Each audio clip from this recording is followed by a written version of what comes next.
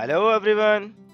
Today I am excited to introduce you a powerful and exclusive feature of Oracle Active Data Card.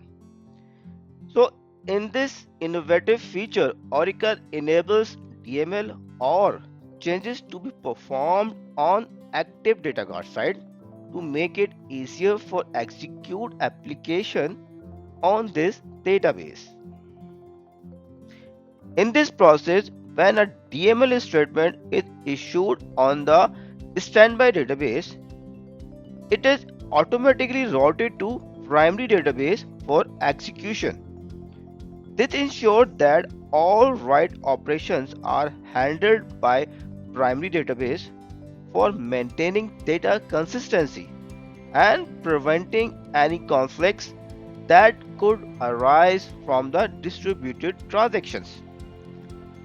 So once the DML operation is executed on the primary database, the changes are shipped back to the standby database for ensuring that the both databases are remain synchronized.